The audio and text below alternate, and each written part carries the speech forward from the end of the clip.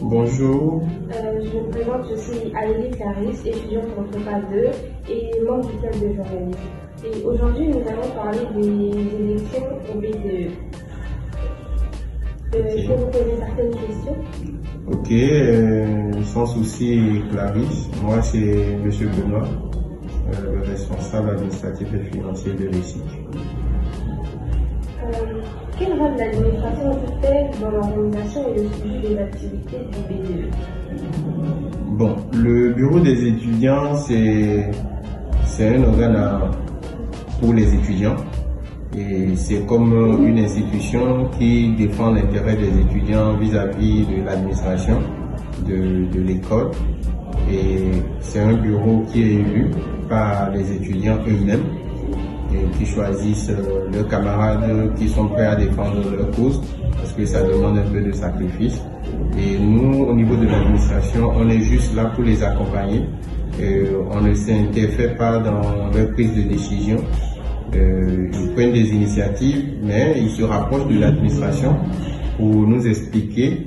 Et si on a des suggestions, si on a des recommandations, on leur donne. Mais l'administration n'a pas un rôle en tant que tel auprès du bureau des étudiants. Même beaucoup plus, nous sommes là pour les accompagner, les orienter. Et aussi, c'est un moyen d'amener les étudiants aussi à apprendre à gérer, à apprendre à diriger, à apprendre aussi à coordonner. Donc l'administration est là en quelque sorte pour accompagner le bureau des étudiants dans ses actions et à l'accompagner dans tout ce que le bureau peut entreprendre dans l'intérêt de ses camarades. Okay. Selon vous, quelles qualités sont essentielles pour diriger un bureau des étudiants? Bon, comme le management l'enseigne, pour tout dirigeant, il faut avoir un certain nombre de qualités.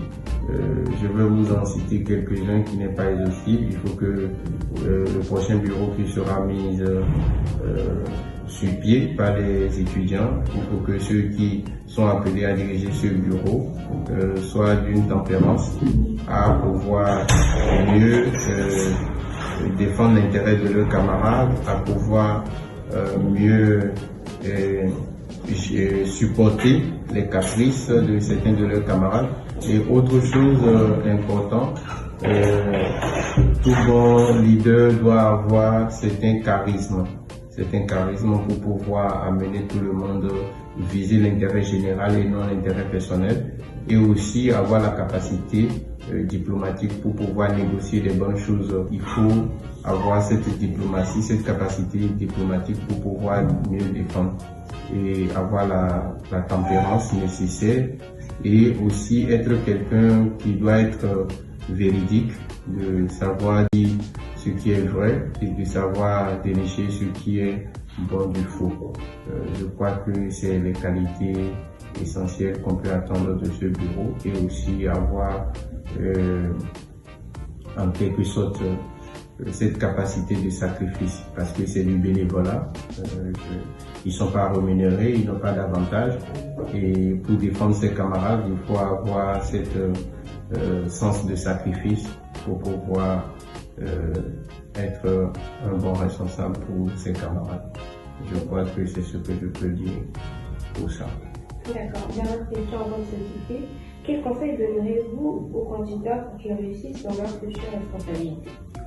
Bon, comme conseil, je peux leur dire, d'abord c'est un mandat qui est de courte durée, une année académique, ça va vite, très vite même. Donc je vais demander aux candidats, après les élections, qu'ils essayent de s'unir, même avec ceux qui vont perdre, parce qu'il n'y aura pas quelqu'un qui va perdre, c'est tout le monde qui va gagner. Celui qui sera élu, qu'il s'associe avec celui qui n'a pas pu avoir la confiance de ses camarades, pour qu'ils unissent les contributions ensemble et qu'ils se mettent au travail dès à présent pour pouvoir faire quelque chose de bon. Et surtout, on a vu le bureau sortant, ils ont fait pas mal de choses. Et d'année en année, les bureaux qui se succèdent font de leur mieux pour faire plus. Donc ça veut dire que ceux qui vont les remplacer aujourd'hui doivent faire plus que ce que les autres ont fait, que de ramener encore le niveau très bas. Donc je vais les encourager à fédérer tous les étudiants de telle manière à ce que ça puisse aller vite et qu'ils travaillent en harmonie et dans la paix. Bon, moi, j'ai pas de consigne de vote à donner. Comme je l'ai dit à certains de vos camarades, nous, on n'a pas de préférence, que le meilleur gagne. Le choix des étudiants restera notre choix et on va travailler avec le bureau qui sera installé. Ok. Merci beaucoup, monsieur. Merci beaucoup, Clarisse. Et à la prochaine. Et à la prochaine.